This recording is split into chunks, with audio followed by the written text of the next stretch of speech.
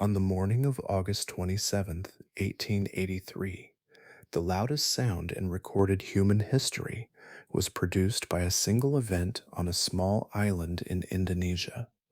People nearly 5,000 kilometers away heard it. They had no idea what it was.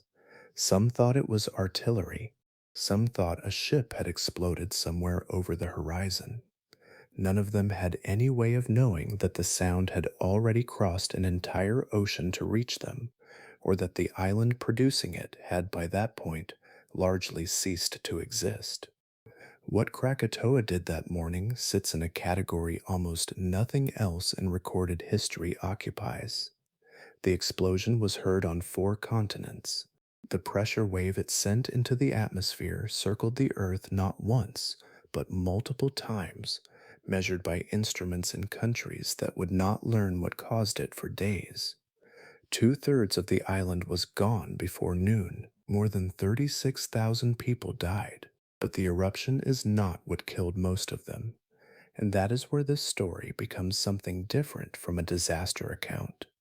Because Krakatoa did not just destroy an island, it sent consequences outward across the world for years, into the atmosphere, into the ocean, into places and moments that seemed to have nothing to do with the volcano in the Indonesian archipelago. People experienced those consequences without knowing what had caused them. Some of those effects have only been fully understood long after the fact, and the volcano itself, the one that tore itself apart that morning, never truly stopped. In tonight's journey, we are going back to that morning to see how everything happened. But before we do, if you enjoy videos like this, hit like and subscribe. It costs nothing and it keeps this channel going.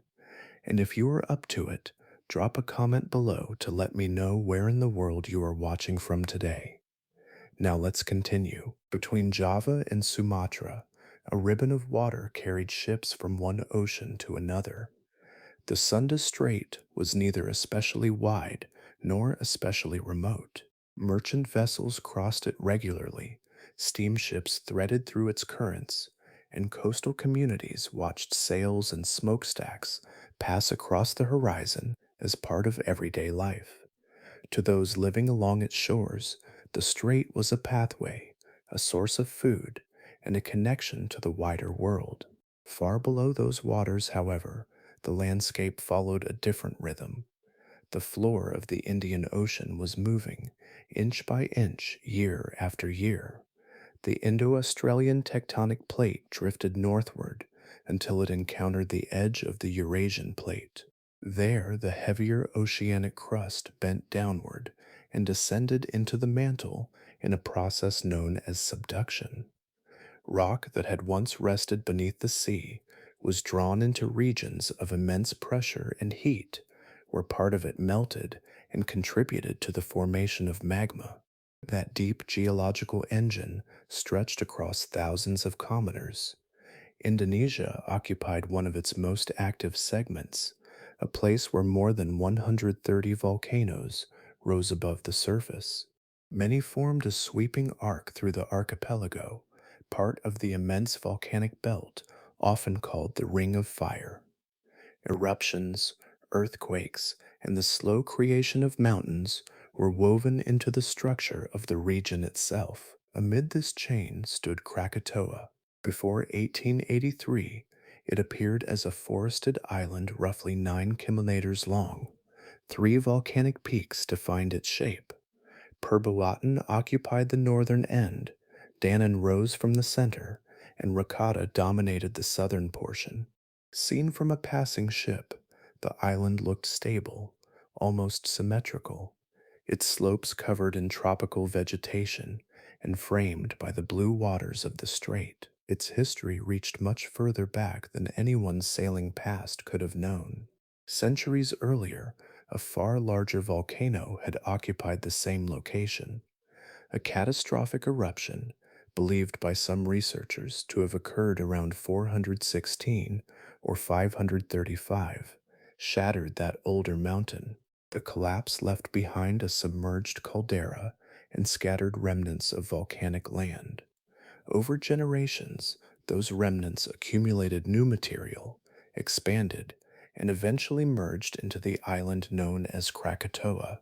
For nearly 2 centuries before the events of 1883, the volcano showed little sign of unrest. Dutch colonial officials, traders, fishermen, and travelers regarded it as a familiar landmark. Maps recorded its position. Ships used it for navigation. The mountain became part of the scenery, present yet rarely discussed. Along the surrounding coasts, human settlement flourished. Millions of people lived on Java and Sumatra, many only a short distance from the sea. Fishing villages lined sheltered bays. Agricultural communities spread across fertile volcanic soils. Ports linked local economies to trade networks extending across Asia, the Middle East, and Europe. Knowledge of volcanoes remained limited. No monitoring stations watched for changes underground. No warning systems stood ready to alert coastal populations. Instruments capable of tracking magma movement had not yet been invented. The forces gathering beneath Krakatoa belonged largely to the realm of speculation, hidden within the earth while ships continued their passage through the strait above. The first sign arrived as an entry in a ship's logbook. On May 20th, 1883, the German warship Elizabeth was passing through waters near Krakatoa when its captain observed something unusual rising above the island. A column of ash climbed more than 10 kilometers into the sky, expanding upward until it towered over the surrounding landscape. From the deck, the eruption appeared distant enough to watch without alarm, an impressive spectacle against the tropical horizon. Sound accompanied the ash. Deep detonations rolled across the sea, reaching Batavia, nearly 100 kilometers away. Residents there compared the noise to distant thunder. Others wondered whether naval exercises were taking place somewhere beyond sight. The reports circulated through ports and newspapers, yet few interpreted them as warnings. Volcanic activity was familiar across the Indonesian archipelago, and most eruptions ended without transforming the wider region. As the weeks passed, Krakatoa became an attraction. Commercial vessels altered their routes to obtain better views of the activity. Chartered excursion boats carried curious passengers into the strait. People paid for the opportunity to witness the displays firsthand, gathering on decks with binoculars and notebooks while ash drifted from the summit. The volcano had become a destination. Along the shores of Java and Sumatra, evenings took on the atmosphere of public celebration. Families walked to beaches after sunset. Fishing communities paused their routines to watch distant flashes illuminate the horizon. Columns of ash reflected the glow of eruptive activity, creating shifting colors above the sea. In some towns, gatherings formed around the nightly displays. The mountains seemed alive, dramatic, and strangely captivating. Inside Krakatoa, conditions were changing far more rapidly than anyone watching from a safe distance could perceive. Magma was moving through fractures within the volcanic system, forcing gases upward and opening new pathways toward the surface. Each explosion altered the structure of the island. Pressure accumulated, released, then accumulated again. What appeared from afar as intermittent activity was part of a much larger transformation unfolding within the volcano's interior. Evidence of that transformation became unmistakable on August 11th. Dutch topographical engineer Captain H.J.G. Verzenar landed on Krakatoa to conduct an inspection. The island he encountered differed sharply from the one described in earlier surveys. Vegetation had perished across large areas. Tree stumps protruded from thick ash deposits approaching 60 centimeters in depth.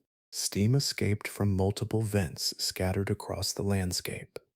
Verzenar counted at least 11 separate locations where gas and heat emerged from the ground. His observations revealed an island under severe strain. Forests that had covered the slopes were gone. The surface had become a patchwork of ash, fractured earth, and volcanic emissions. Despite these developments, no broad warning followed his visit. The findings entered official records while life around the strait continued largely unchanged. Late August brought stronger eruptions. Ships traveling within roughly 20 kilometers of Krakatoa reported pieces of hot pumice falling onto their decks. Some fragments were large enough to command immediate attention from crews. Ash drifted farther across the sea. Explosions occurred with increasing frequency. Still, no evacuation orders were issued. No organized alerts reached coastal settlements. The volcano remained a spectacle in the public imagination, even as the signs surrounding it grew more severe. Across the Sunda Strait, daily life continued beneath a sky that was beginning to change. The afternoon began with a clock, a date, and a mountain entering a new phase of its life.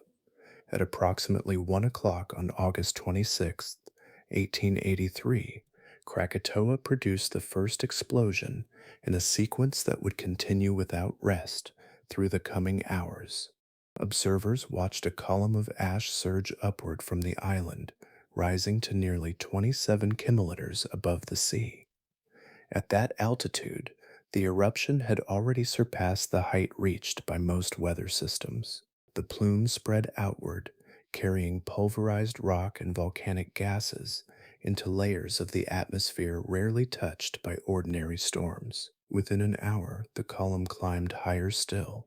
By 2 o'clock, dark ash had reached roughly 36 kilometers above the Earth, extending deep into the stratosphere. From distant coastlines, the eruption appeared less like a mountain and more like a changing feature of the sky itself. The upper portion of the plume expanded into a broad canopy, while fresh material continued feeding upward from below. As daylight progressed, activity intensified. Each detonation pushed additional ash into the atmosphere. Fine particles drifted across shipping lanes and settled onto the sea. Sailors navigating nearby waters found themselves passing beneath a growing shadow. The sun remained overhead, yet its light arrived through a thickening veil. The first direct sign that the ocean had begun responding came during the early evening. Around 5:30, a modest tsunami reached portions of Java and Sumatra, roughly 40 kilometers from the volcano. Water moved onto beaches, lifting boats and flooding low areas before retreating. The wave drew attention without inspiring panic. Coastal residents had experienced rough seas before. Nothing in its size suggested that it carried deeper significance. Hours passed, and the sea continued its subtle conversation with the eruption. Additional waves arrived during the evening and through the night, many around a meter in height. Along harbors and shorelines, water rose and fell with unusual persistence. Fishermen noticed it, dock workers noticed it, families living near the coast noticed it. Life, however, continued. The movement seemed inconvenient, not extraordinary. Far closer to Krakatoa, conditions deteriorated rapidly. Ships crossing the Sunda Strait encountered ashfall so dense that familiar points of reference vanished. Captains recorded difficulty maintaining course. Crew members struggled to distinguish sea from sky. Fine volcanic material settled onto decks, rigging, and equipment, coating every exposed surface. Darkness arrived long before the natural setting of the sun. Across the Indonesian mainland, another sound threaded through the evening. Explosions echoed from the direction of the volcano, rolling across land and water in steady succession. For months, residents had listened to distant rumblings from Krakatoa. Repetition had transformed novelty into routine. Many heard the detonations and continued with ordinary activities, treating them as part of the background rhythm of recent life. Night deepened while the eruption continued growing. No meaningful pause occurred between major blasts. One explosion followed another, each contributing additional energy to a system already under immense strain. Ash remained suspended high overhead. Fresh material continued rising from the island. By midnight, the eruption column could be seen from as far as 200 kilometers away. Against the darkness, its upper reaches glowed faintly, reflecting activity far below. Along the shores of the Sunda Strait, small waves still reached land at intervals. Their meaning remained unread, even as the ocean had already begun announcing what the volcano was becoming. Dawn arrived over the Sunda Strait with the volcano already in motion. At 5:30 in the morning on August 27th, 1883, the first major explosion of the day erupted from Perbuatan, the northernmost of Krakatoa's three peaks. The blast sent fresh clouds of ash into the atmosphere and disturbed the surrounding sea. A tsunami began radiating outward from the island, spreading across the strait toward nearby coastlines. Among the places in its path was Telok Betong on Sumatra, where the sea rose and fell in response to forces gathering offshore. A little more than an hour later, at 6:44, a second explosion followed. This time the source lay closer to Dannon, the central peak. Another wave moved across the water, traveling east and west from the volcano. The sequence suggested escalation. Pressure inside the volcanic system was finding release through repeated ruptures, each event rearranging the structure of the island and altering the chambers beneath it. At 8:20, a third explosion shook Krakatoa. It exceeded the previous two in power. Ships navigating nearby waters recorded increasingly difficult conditions. Ash thickened overhead. Floating pumice spread across portions of the strait. The volcano's shape, though still recognizable, was beginning to change in ways that could not yet be fully observed from a distance. Then the morning reached 10 o'clock and 2 minutes. What occurred at that moment belonged to a different category of event altogether. The northern portion of Krakatoa had become unstable. Beneath the island, the withdrawal and movement of magma had left parts of the volcanic structure without support. A vast section of the island collapsed downward into the space below. Geologists call this process caldera collapse. Within moments, enormous volumes of rock dropped into the underlying magma chamber. The collapse opened a pathway for seawater to rush inward. Ocean water encountered rock heated to temperatures exceeding 1000 degrees Celsius.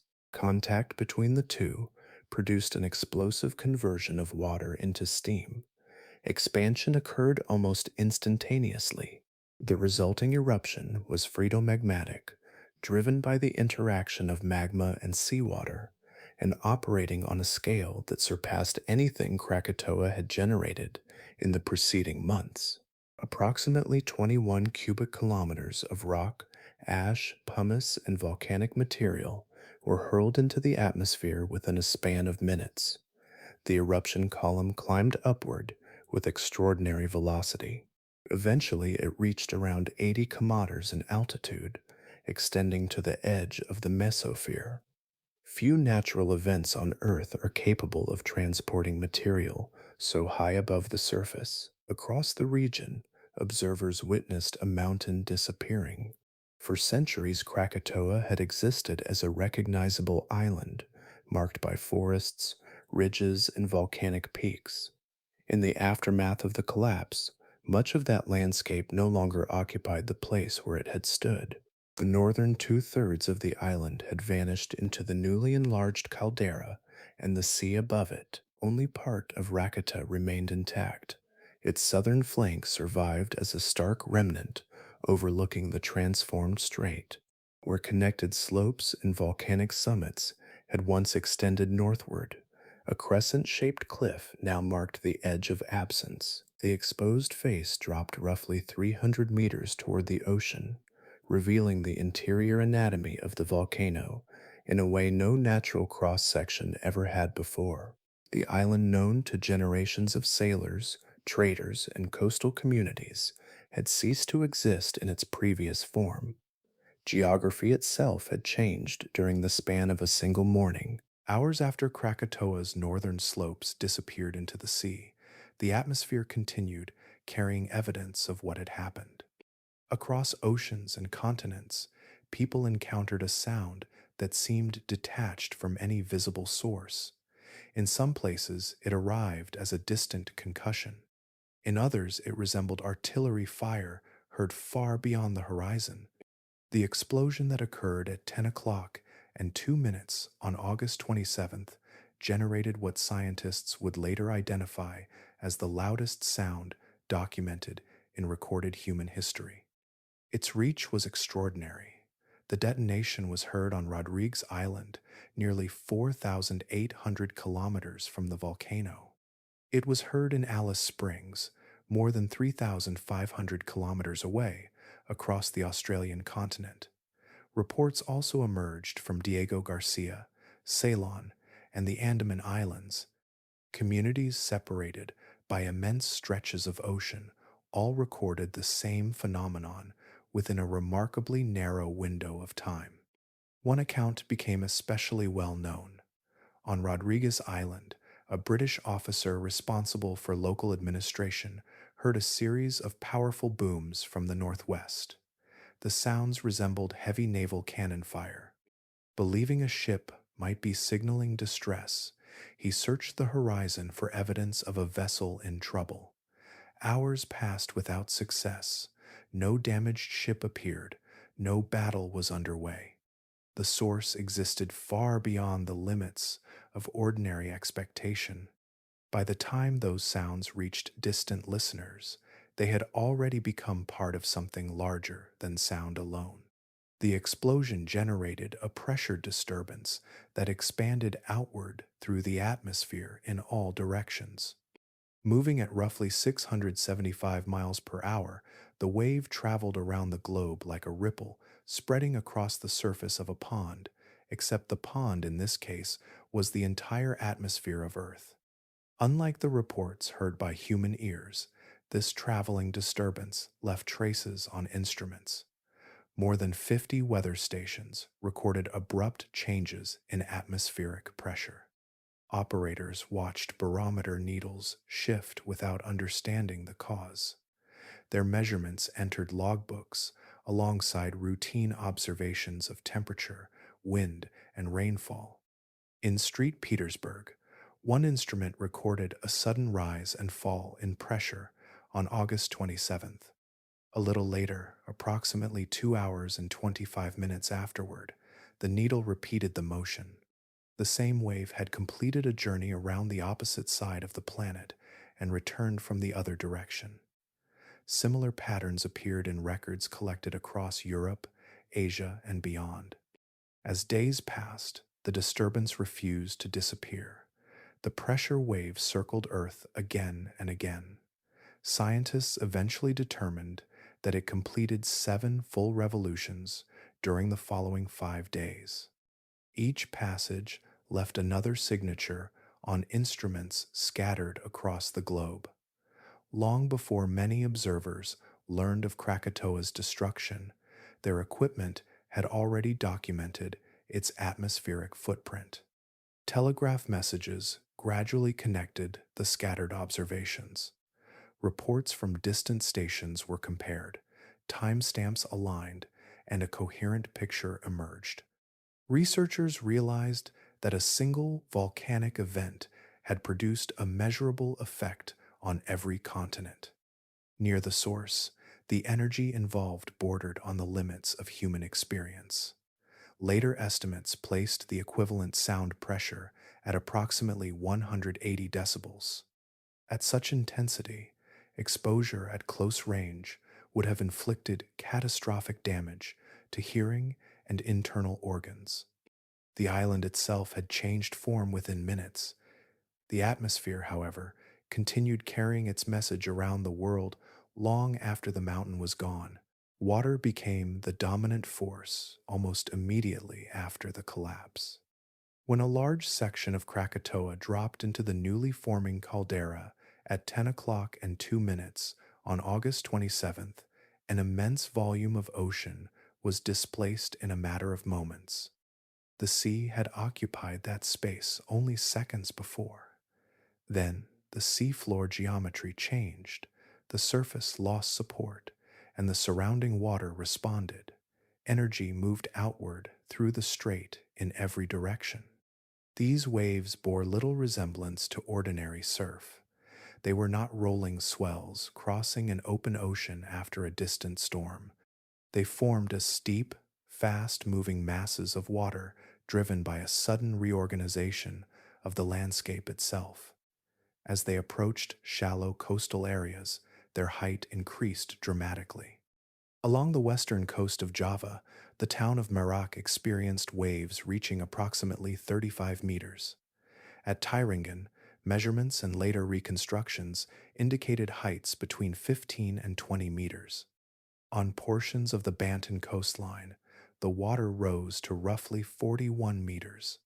A structure of that height would stand taller than a modern 12-story building. The wave advanced with extraordinary speed, carrying debris, sediment, vessels, and fragments of entire communities within its flow. Many eyewitnesses described a sequence that began with absence. The shoreline retreated. Water drew away from beaches and harbors, exposing areas normally concealed beneath the sea. Fishing boats settled awkwardly onto mud and sand. Fish flopped across ground that had belonged to the ocean only moments before. The withdrawal lasted long enough for people to notice, observe, and wonder at what they were seeing. Then the sea returned. Accounts collected afterward describe a dark vertical front advancing toward land. For those standing near the coast, scale became difficult to judge. Familiar landmarks disappeared behind moving water. Distances collapsed rapidly. The wave crossed ground that had supported roads, houses, trees, and marketplaces, continuing inland with tremendous force. One of the clearest examples came from Anjer on the coast of Java. Before the eruption, it had been a functioning coastal settlement connected to regional trade routes. When investigators reached the area days later, little remained. The town had been erased so completely that determining the location of individual structures became difficult. Reports described the foundations of the lighthouse and a floating telegraph buoy among the few recognizable remnants. Across the strait, Teluk Betong suffered a similar fate. Waves estimated at approximately 22 meters swept through the settlement, submerging large sections of the community. Buildings collapsed, vessels were carried inland, and entire neighborhoods disappeared beneath moving water. The statistics that emerged from later investigations revealed the scale of the disaster. Of the 36,417 documented deaths associated with Krakatoa, more than 34,000 resulted from the tsunami. Ashfall contributed to destruction. Explosions reshaped the island. Heat claimed lives near the volcano. Water, however, accounted for the overwhelming majority of fatalities. The waves continued traveling long after they left the Sunda Strait. Tide gauges and coastal observers recorded their arrival across the Indian Ocean. Disturbances reached Mauritius, the Seychelles, and South Africa. Additional measurements appeared on islands scattered across distant portions of the Pacific. Even Europe detected traces of the event. Instruments recorded unusual sea level fluctuations in waters connected to the English Channel. A collapse that lasted minutes had launched a pulse through the oceans that continued its journey across the planet, carrying the imprint of Krakatoa far beyond the place where the island had stood. Among the many observations gathered after Krakatoa's destruction, One stood apart from nearly everything volcanologists believed they understood about eruptive hazards. Attention initially focused on the waves that devastated coastlines around the Sunda Strait. As investigators examined the broader pattern of destruction, however, another process emerged from the evidence. Certain communities on Sumatra had suffered damage that could not be explained by the tsunami alone. The pattern pointed toward something moving through the air itself. Pyroclastic flows are among the most dangerous products of explosive volcanism. They consist of turbulent mixtures of volcanic gas, ash, fragmented rock, and debris generated when an eruption column collapses or when portions of a volcano fail catastrophically. These currents can travel at speeds exceeding 80 kilometers per hour while carrying temperatures approaching 700 degrees Celsius. In most documented eruptions, they race down slopes and across land until topography or distance dissipates their energy. Krakatoa presented a different situation. The volcano stood within a strait surrounded by water. Conventional expectations suggested that open ocean would serve as a barrier, limiting how far such flows could travel. The eruption demonstrated otherwise. During the collapse and explosive destruction of the island, enormous pyroclastic currents surged outward from the source region. Their density, momentum, and sustained energy allowed them to interact with the sea in an unusual way. Instead of stopping at the shoreline, portions of the flows traveled across the surface of the Sunda Strait itself. The distance involved was extraordinary. Some currents reached the coast of Sumatra roughly 40 kilometers away.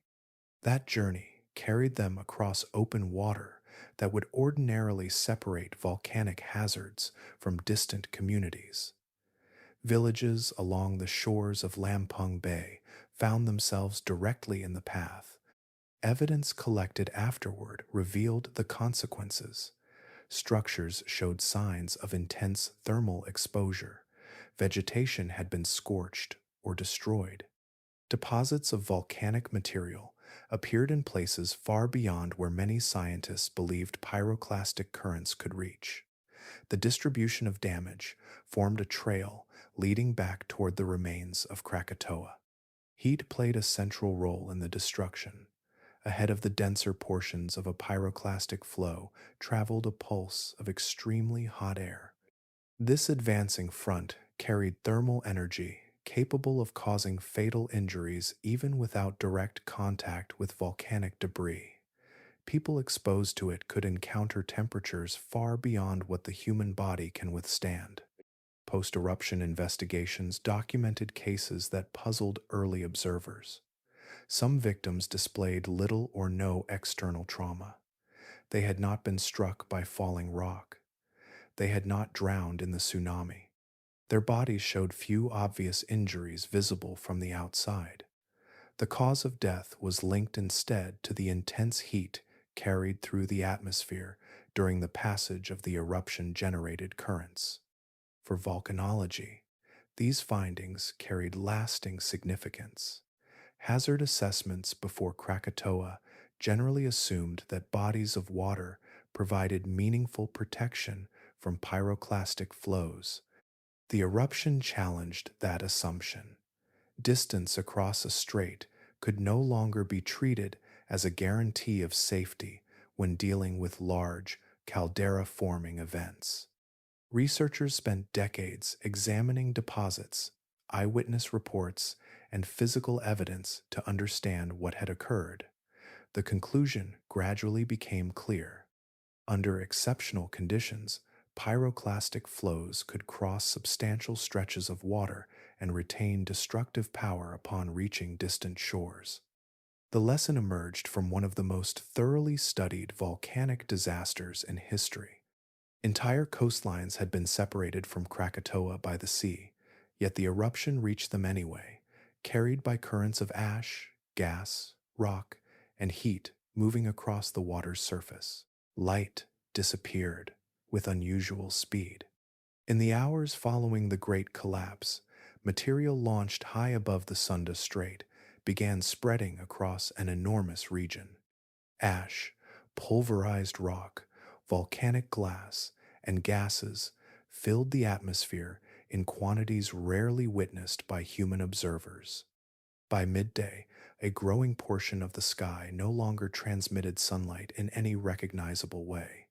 The affected area expanded to roughly 800,000 square kilometers, larger than France and Germany combined. Communities scattered across Java, Sumatra, and surrounding waters found themselves entering conditions that resembled night despite the position of the sun. This was not the dimness associated with storm clouds or heavy rain. Daytime itself became difficult to distinguish from evening. Mariners encountered some of the most extreme conditions. One captain navigating the Sunda Strait recorded that visibility had deteriorated so completely he could no longer see his own hand when he raised it before his face. Navigation became an exercise in estimation and memory. Horizons vanished, landmarks disappeared. The boundary between ocean and sky dissolved into a uniform darkness interrupted only by occasional flashes from the eruption. Above this obscured world, the eruption column continued, reaching extraordinary heights. Material had ascended to nearly 80 kilometers above Earth, approaching the lower boundary of the mesosphere. At such altitudes, ordinary weather processes offered little influence. Surface winds could not sweep the cloud away. Rainfall could not immediately clear it. The volcanic plume had entered atmospheric regions governed by different patterns of circulation.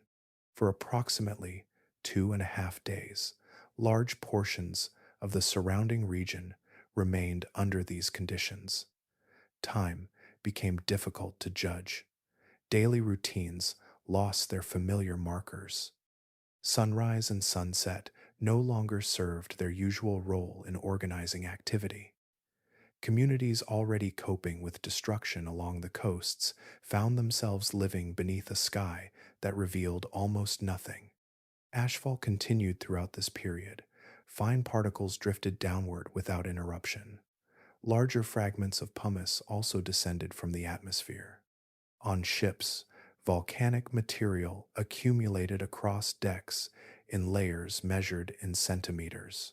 Crew members repeatedly cleared surfaces only to watch fresh deposits replace them. Water storage systems became contaminated. Machinery suffered abrasion from the constant rain of ash. Historical accounts reveal another aspect that is more difficult to quantify. People endured these conditions without access to modern communication networks, atmospheric forecasts, or scientific explanations. Information traveled slowly. Many survivors had already experienced waves, explosions, and destructive heat. The prolonged absence of daylight unfolded without any reliable indication of when it might end. Volcanic ash alters more than visibility. Tiny particles, suspended in the atmosphere, scatter and absorb incoming sunlight. Larger fragments eventually settle, while finer material can remain aloft for extended periods. The process changes the quality of illumination reaching the surface, affecting colors, shadows, and the overall appearance of the landscape. When brighter conditions gradually returned, the world did not immediately regain its familiar appearance. The atmosphere now contained approximately 20 million tons of sulfur dioxide, along with immense quantities of fine volcanic particulate. Sunlight passed through this altered medium before reaching the ground. The result was a transformed sky. Colors appeared different. Brightness arrived filtered through layers of material, still circling high above the planet. The darkness that had covered the region eventually lifted, yet the atmosphere retained the signature of Krakatoa, carrying it far beyond the hours when the sun had disappeared from view. Among the records left behind by Krakatoa, Some of the most valuable came from people who remained alive long enough to describe what they had witnessed. On the coast of Sumatra, in the settlement of Ketembang, a Dutch colonial administrator named Beierink and members of his family escaped by moving uphill as conditions deteriorated around them. From that elevated position, he observed events that would later become crucial to scientific understanding of the eruption. His account described a strange progression. Across the water, a moving cloud appeared to advance from the direction of the volcano. Before it arrived, a growing roar filled the air. Then came an abrupt increase in temperature. The heat reached them before the denser parts of the volcanic flow, offering one of the clearest first-hand descriptions of a thermal surge associated with pyroclastic activity. Elsewhere, survivors remembered the behavior of the sea. Along portions of the Javan coastline, people watched water withdraw from the shore in a manner unlike any ordinary tide. Large stretches of seafloor emerged into view. Boats settled onto exposed sand. Fish were left flopping across ground that had previously been submerged. The scene carried an unusual stillness before motion returned to the coastline in a far more destructive form.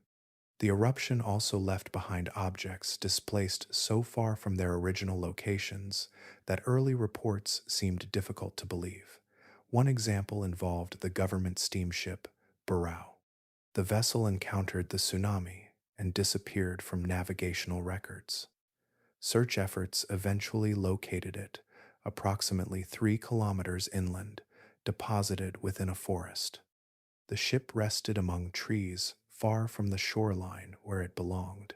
None of the 28 crew members survived the journey. The hull remained as physical testimony to the force capable of carrying an entire steamship across the landscape. At Vlaka Hoek, another account entered the historical record through the writings of a Dutch lighthouse keeper. As the tsunami approached, he remained at his station and held tightly to the structure. Water estimated at roughly 15 meters in height swept across the site. The lighthouse endured. So did the keeper.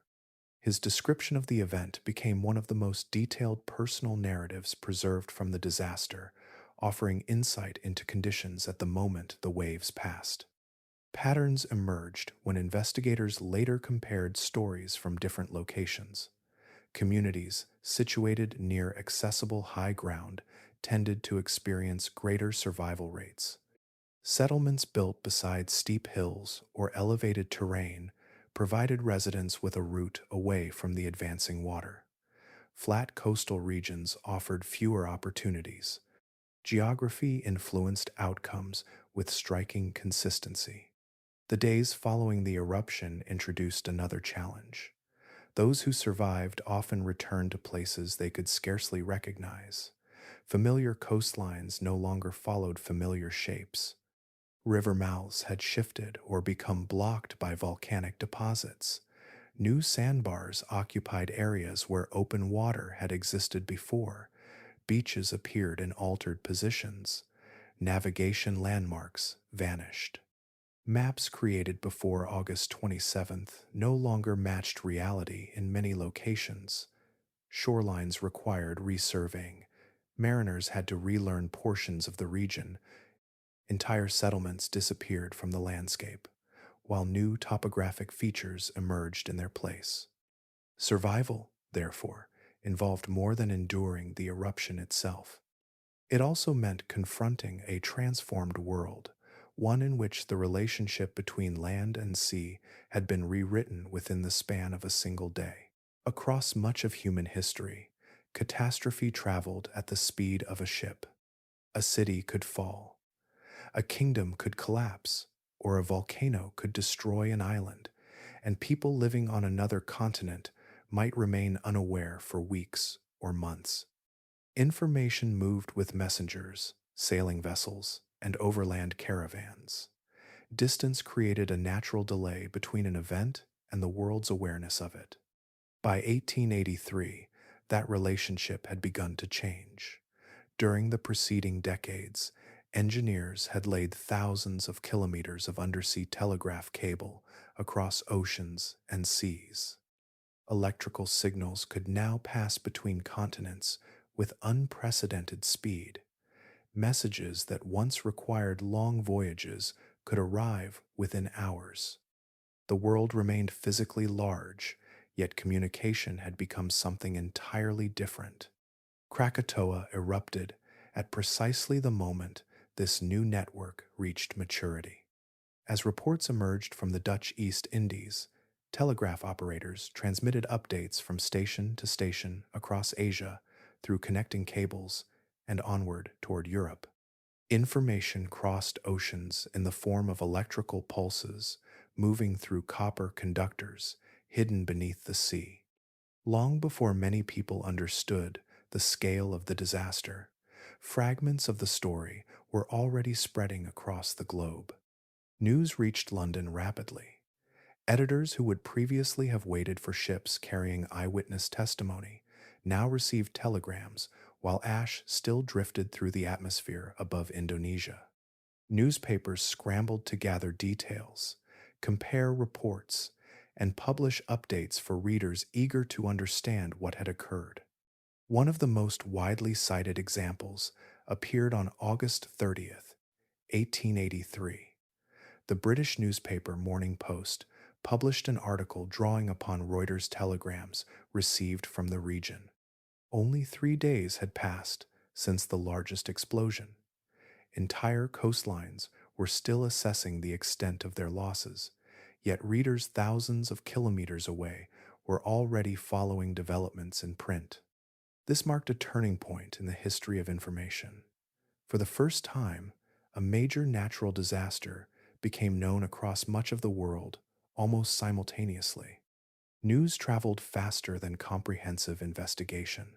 In some places, editors were writing headlines before officials in affected communities had completed initial surveys of the damage. Newspapers in London, Paris, Berlin, New York, and other major cities found themselves covering the same event at nearly the same moment. Readers separated by oceans encountered similar reports during the same news cycle.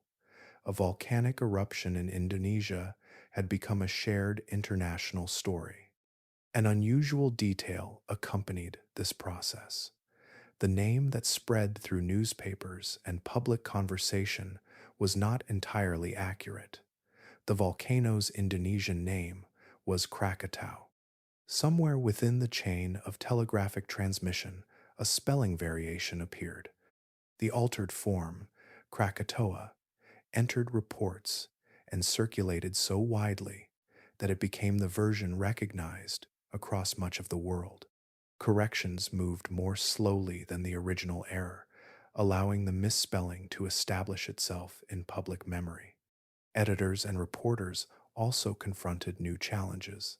They needed methods for verifying distant information, updating developing situations, and communicating uncertainty while events remained ongoing. Existing journalistic practices had been designed for a slower era. Krakatoa forced adaptation. The eruption demonstrated that a disaster could become international news while it was still unfolding. News organizations began developing approaches that later generations would recognize as disaster reporting, creating frameworks that remain familiar today. The volcano reshaped geography, science, and human understanding of natural hazards. It also transformed the way the world learned about catastrophe itself. Scattered across the world in 1883 stood instruments whose operators had never heard of Krakatoa, and on the day of the eruption had no reason to think about a volcanic island in the Sunda Strait. They recorded their measurements anyway. Inside weather stations, observatories, harbors, and scientific institutions, barometers traced lines across paper. Needles moved, drums rotated, numbers accumulated in logbooks. Each instrument documented conditions at its own location, unaware that thousands of kilometers away a volcanic system had just undergone one of the most powerful eruptions in recorded history. In city after city, a peculiar pattern appeared. Atmospheric pressure shifted abruptly. Hours later, another disturbance arrived, then another. Scientists examining individual records could identify the anomaly, yet its cause remained uncertain. The measurements seemed disconnected, fragments without a larger story. Only after reports from around the world were gathered and compared did the pattern emerge. More than 50 barometric stations had independently recorded the passage of the same atmospheric wave. A single eruption had disturbed the air on a planetary scale. For perhaps the first time, humanity possessed enough instruments distributed across Earth to observe such an event unfolding through data rather than eyewitness testimony alone. This coincidence of geology and technology transformed Krakatoa into something more than a disaster. It became an experiment conducted by nature itself. Researchers found that atmospheric disturbances appeared across continents separated by oceans. Pressure changes documented in Europe corresponded with measurements made in Asia, Africa, and beyond. The eruption demonstrated that the atmosphere functioned as a connected global system. Activity at one location could produce measurable effects almost everywhere else. Scientific attention soon expanded beyond the atmosphere. Tide gauges installed in ports around the Indian Ocean, Atlantic Ocean, and Pacific Ocean preserved records of unusual water movements generated by the tsunami. Each harbor captured a different piece of the wave's journey. When assembled together, those measurements revealed how tsunami energy traveled across multiple ocean basins. For researchers of the late 19th century, this represented an extraordinary opportunity. Distances, speeds, and arrival times could be compared mathematically. The foundations of tsunami travel modeling began to take shape from information gathered after the eruption. Recognition of the event's importance led the British Royal Society to organize an investigation on a scale rarely attempted before. Scientists collected eyewitness accounts, ship logs, geological observations, atmospheric measurements, and oceanographic records from across the globe. Years of work followed. The final report, published in 1888, extended to roughly 500 pages. It became one of the most influential scientific studies ever produced on a volcanic eruption. Researchers returned to its observations for decades, finding within its pages an unprecedented combination of field evidence and instrumental data. Krakatoa occupies a distinctive place in scientific history for this reason. Earlier eruptions had been described by witnesses. Later eruptions would benefit from more advanced technology. Krakatoa arrived during a narrow interval when a growing international network of instruments was becoming capable of observing Earth as an interconnected system. Another discovery emerged from the movement of the volcanic cloud itself. Scientists tracking the spread of ash and atmospheric haze noticed transport occurring at speeds and directions that differed from familiar surface winds. Their efforts to explain those observations encouraged systematic study of high-altitude air currents. The concept later known as the jet stream would develop through many contributions, yet some of its earliest clues drifted outward from Krakatoa's eruption plume. The volcano altered landscapes in a matter of hours. Its scientific legacy unfolded through years of measurement, comparison, and patient observation, revealing a planet whose distant parts were linked more closely than anyone had previously understood. The eruption ended in the Sunda Strait, yet one of its longest chapters unfolded far above the weather. Millions of tons of sulfur dioxide had been launched into the upper atmosphere during the destruction of Krakatoa. At those heights, the gas encountered water vapor and underwent a transformation. Tiny droplets of sulfuric acid formed and spread through the stratosphere, creating a thin planetary veil. Invisible from the ground in any ordinary sense, it nevertheless altered the way sunlight moved through the atmosphere. Unlike ash, which settles comparatively quickly, these aerosols could remain suspended for years. Winds at high altitude distributed them across hemispheres and oceans. Within months, material originating from a single volcanic island had become a global atmospheric presence. Sunlight, arriving from space, now encountered a different sky. Part of that incoming energy reflected back outward before reaching the surface. The change was subtle when measured at any one location on any one day, yet climate operates through accumulation. Small reductions in solar energy, sustained over months and years, can influence temperatures across the entire planet. Records gathered after the eruption revealed precisely that outcome. Global average temperatures fell by approximately 1.2 degrees Celsius during the period that followed. On paper, the number appears modest.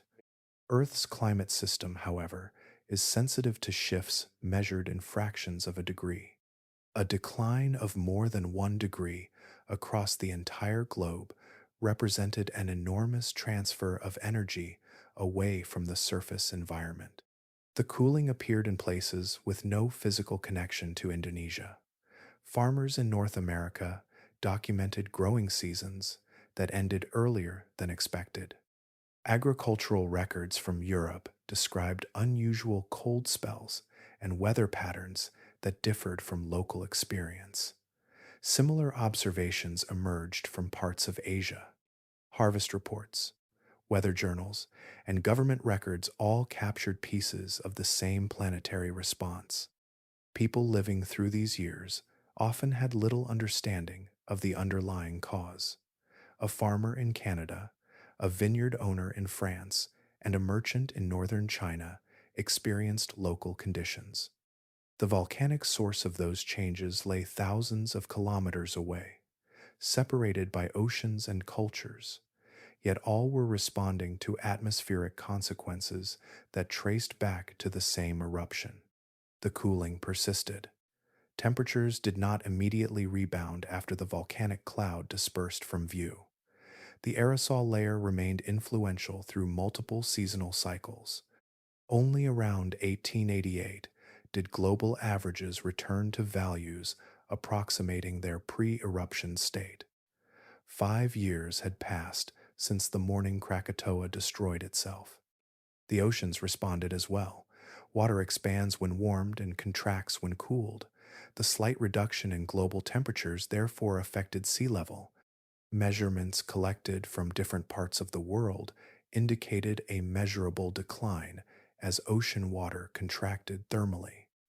The change was not dramatic enough to reshape coastlines, yet it was detectable. Even after atmospheric conditions normalized, sea levels required many decades to fully recover. Scientists studying these records recognized that Krakatoa had provided something unprecedented, a natural experiment demonstrating how geology could influence climate on a planetary scale.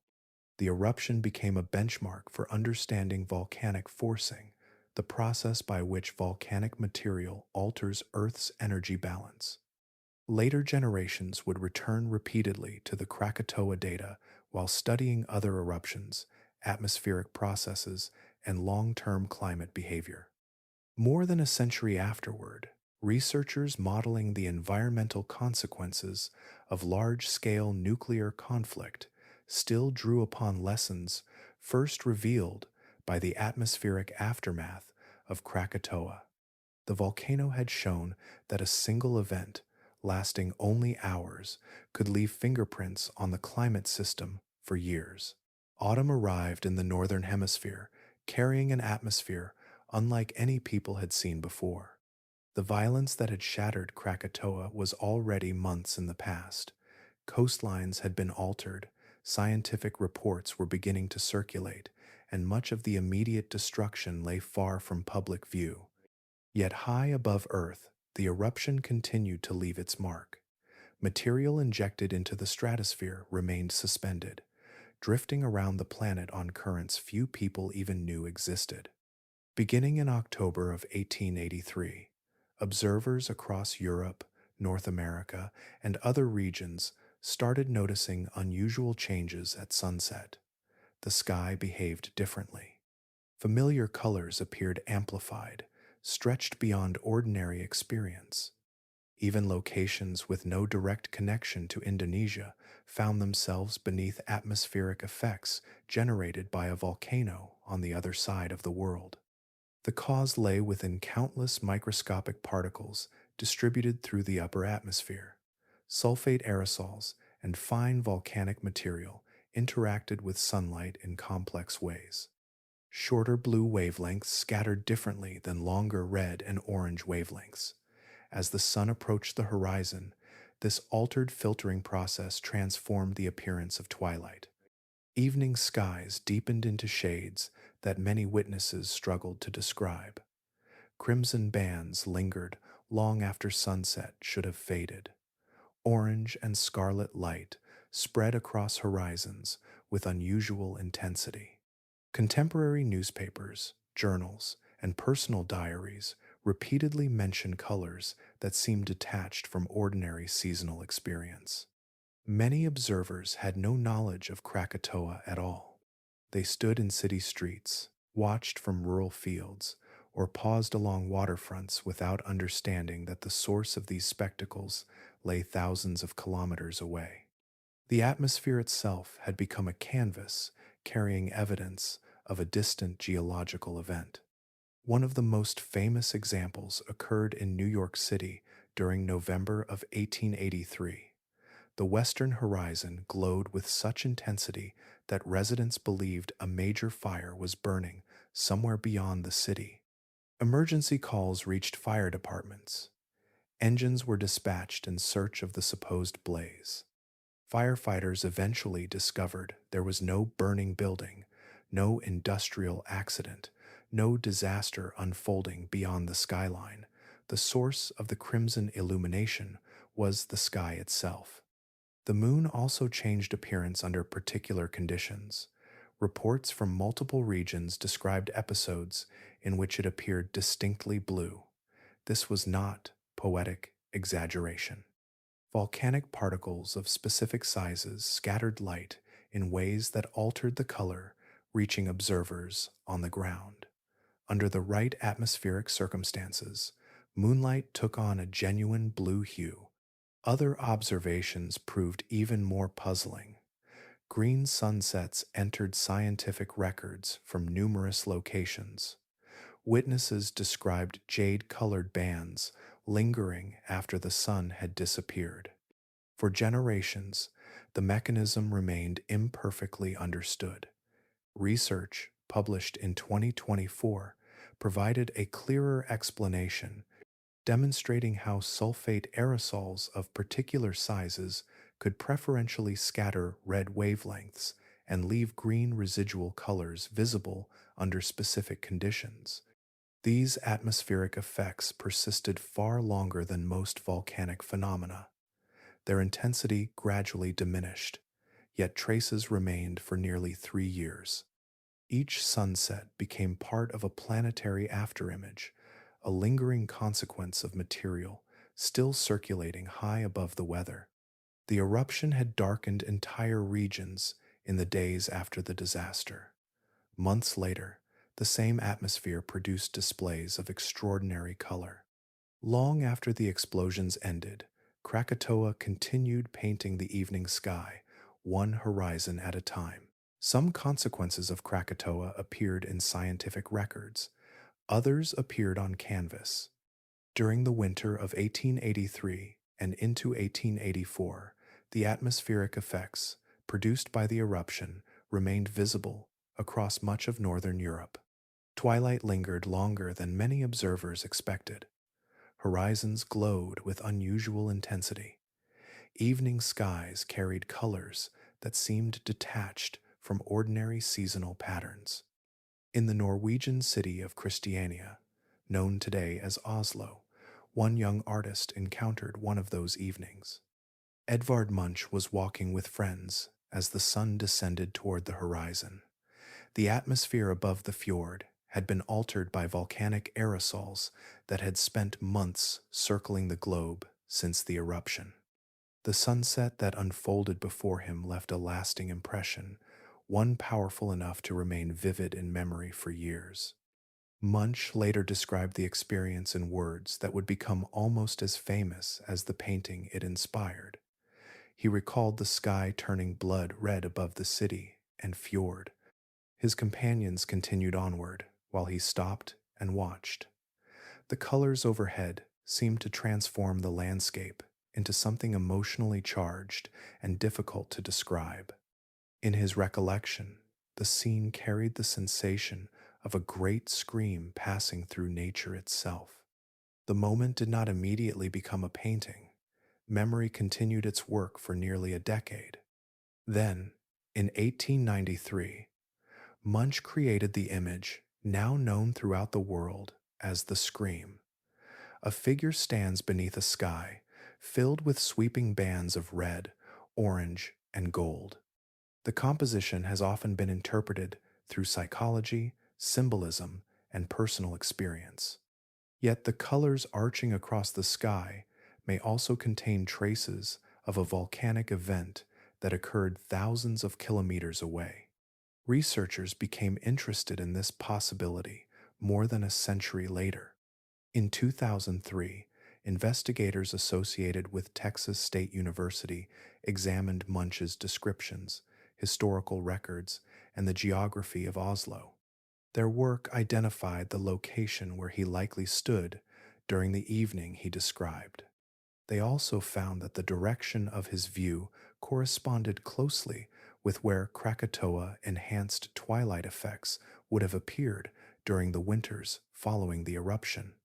Munch was far from the only observer preserving those skies. In London, artist William Ascroft became fascinated by the unusual sunsets unfolding above the city. Night after night, he produced pastel studies documenting their changing colors and shapes. Hundreds of these works survive. Together, they form one of the most detailed visual records of atmospheric optical phenomena ever created by an artist. Writers noticed the transformation as well. English poet Gerard Manley Hopkins described the post-eruption glow in vivid language, comparing it to inflamed flesh and remarking on how the altered atmosphere appeared to extend daylight itself. His observations captured a widespread sense that the sky had become something unfamiliar. The timing was significant. Many of the most influential painters of the late 19th century were active during the years when Krakatoa's atmospheric legacy remained visible. Claude Monet, Vincent van Gogh, and Pierre-Auguste Renoir were all exploring color, light, and atmosphere in new ways. Their artistic development emerged alongside a period when the atmosphere itself had changed. A volcano in Indonesia had reshaped coastlines and altered climate. It had also entered galleries, sketchbooks, poems, and memory. Long after ash settled onto the ocean, traces of the eruption continued to appear wherever artists looked upward at the evening sky. Maps became obsolete almost overnight. When survey teams, naval officers, scientists, and colonial officials began returning to the site in the weeks after the eruption, they encountered a landscape that no longer matched any chart in existence. The familiar outline of Krakatoa had vanished. Locations recorded by generations of sailors could no longer be found where memory and navigation expected them to be. Before the catastrophe, 3 volcanic peaks had dominated the island. Purbowaten stood in the north, Danan occupied the center, and Rakata formed the southern portion. Together, they created a recognizable profile, rising from the waters of the Sunda Strait. Now, two of those peaks had effectively disappeared. Investigators searching for Purbawatan and Danan found little that could still be identified as coherent volcanic structures. The northern and central portions of the island had been destroyed during the collapse. They did not remain as broken mountains protruding above the sea.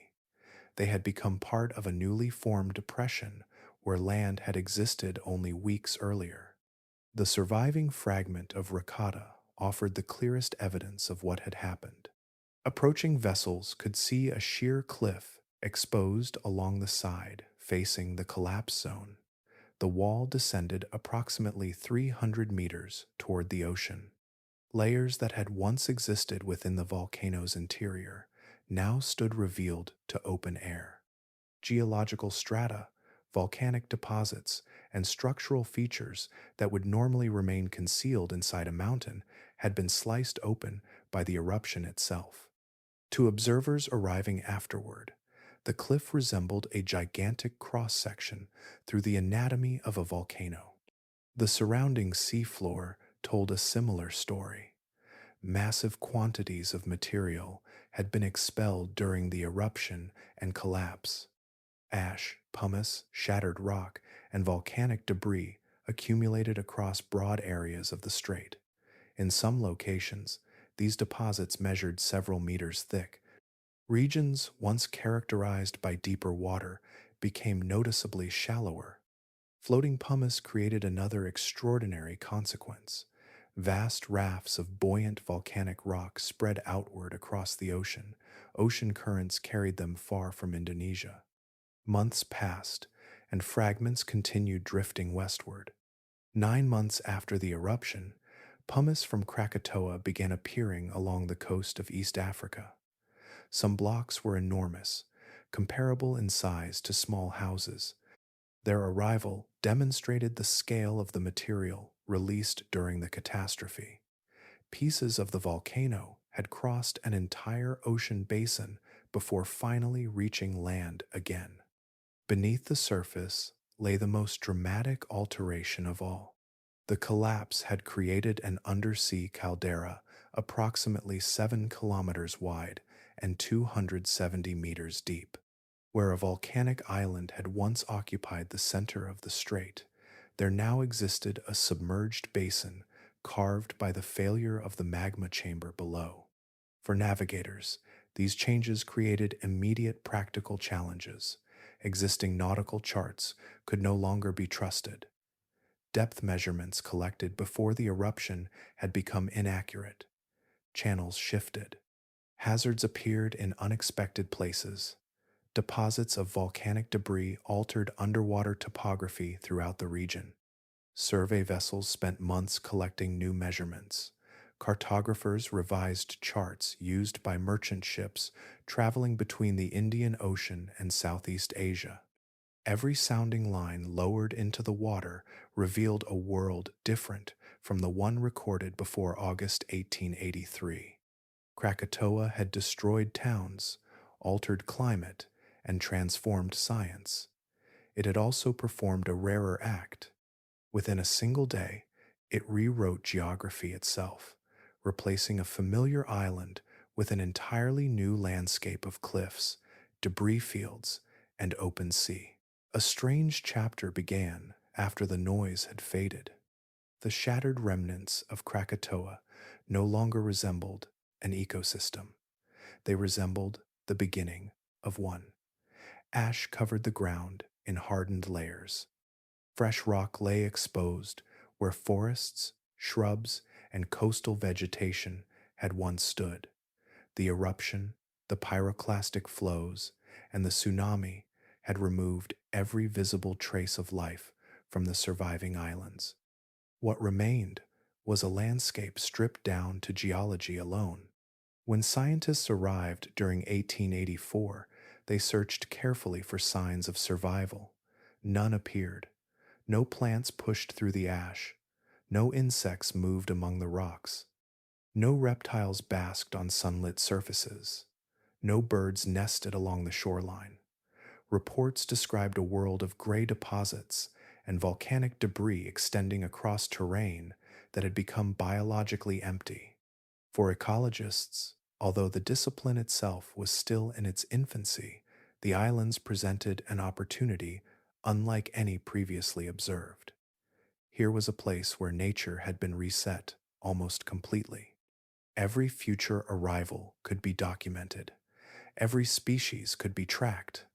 The rebuilding of an ecosystem would unfold in view of human observers. The first pioneers arrived from the air. Spiders appeared before anything else substantial took hold. Many species possess a remarkable method of travel known today as ballooning. Tiny individuals release strands of silk that catch rising air currents and carry them across surprising distances. Drifting above the sea, these airborne travelers reached the barren islands and became among the earliest animal colonists of the new landscape. Other arrivals followed through pathways that seemed equally improbable. Blue-green algae established themselves on exposed surfaces. These simple organisms required little soil and could tolerate harsh conditions. Their growth began altering the chemistry of the rock itself. Small patches of biological activity slowly emerged where sterile deposits had dominated every surface. Fern spores crossed the strait next. Carried by wind, they settled into cracks and pockets where moisture collected. Their roots helped trap organic material. Each generation left behind tiny contributions that gradually transformed volcanic ash into something more hospitable. By 1886, only 3 years after the catastrophe, botanists documented 26 plant species growing across portions of the islands. The number remained modest, yet the significance was immense. Life had returned without assistance. No human hand planted these communities. Seeds, spores, and microscopic organisms had assembled themselves through ordinary processes, acting across extraordinary circumstances. As vegetation expanded, new opportunities emerged for animals. Grasses spread across increasing areas of ground. Insects arrived and established breeding populations. Beetles, flies, ants, and other small creatures became part of a growing web of interactions. Birds appeared once sufficient food existed to support them. Some crossed from Java, others arrived from Sumatra. They landed on islands their species had never previously inhabited. Each newcomer brought seeds attached to feathers, carried in digestive systems, or transported accidentally among nesting materials. The recovering islands became one of the most influential natural laboratories in ecological history. Researchers observed ecological succession unfolding step by step, revealing how living communities assemble themselves after complete devastation. Charles Darwin had died only 2 months before Krakatoa erupted. Yet the principles he helped establish continued their work upon these volcanic shores. Across the Sunda Strait, colonization, competition, adaptation, and survival unfolded in real time, turning a dead zone into a living landscape once again. Some discoveries arrive through deliberate investigation. Others emerge from confusion, disagreement, and years of re-examining evidence that once seemed straightforward. In the immediate aftermath of Krakatoa, scientists faced a puzzle almost as large as the catastrophe itself. The destruction was visible across thousands of kilometers of coastline, yet the processes responsible remained uncertain. Investigators could see the consequences. Understanding the mechanisms behind them proved far more difficult. Among the greatest mysteries were the tsunamis.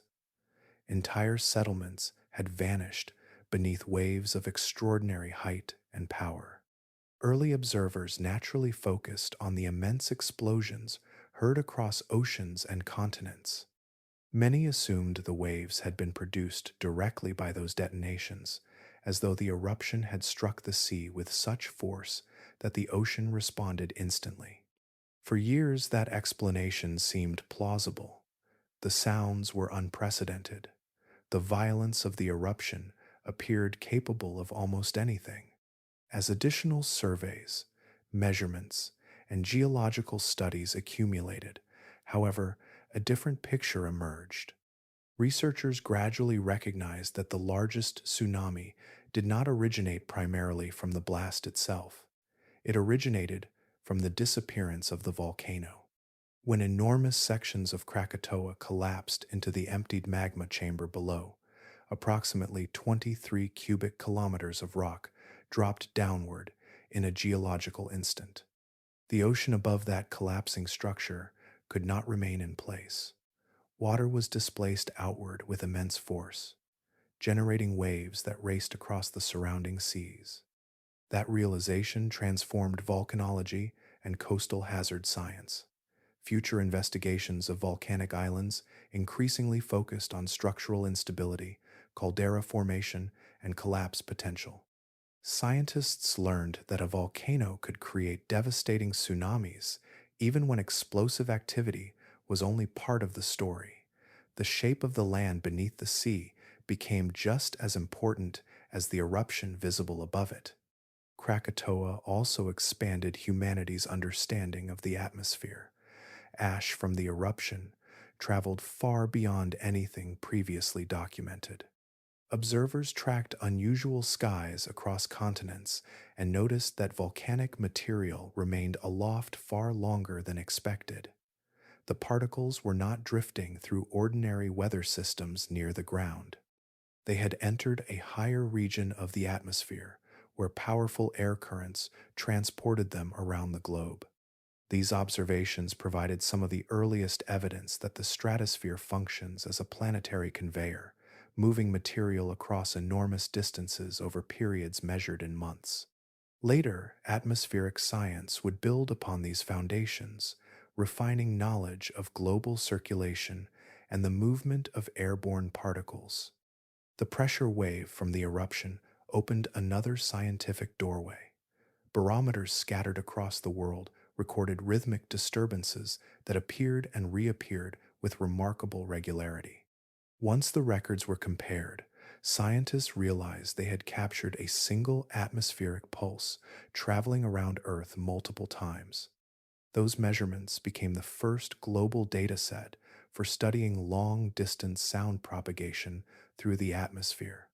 Modern infrasound research, used today to monitor volcanic eruptions, nuclear tests, and meteor impacts, traces part of its history back to the records generated by Krakatoa. Climate science drew lessons from the eruption as well. Temperature records, harvest reports, and atmospheric observations collected between 1883 and 1888 revealed that a geological event in one location could influence conditions across the entire planet for years afterward. Through those observations, scientists established the first substantial empirical evidence for climate forcing by volcanic eruptions. The frameworks developed from Krakatoa later informed studies of global cooling, atmospheric aerosols, and even 20th century models, exploring the consequences of nuclear winter. A single volcano had become a classroom for multiple branches of science, each discovering new questions within the same plume of ash. Memory reaches only so far. Rocks, ice, and trees often remember far more than people do.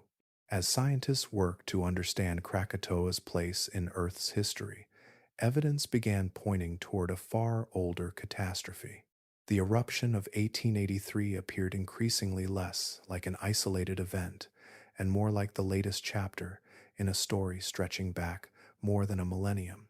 The clues were scattered across continents, preserved in glaciers, ancient timber, and fragments of written testimony left by observers who had no knowledge of volcanoes in the Sunda Strait.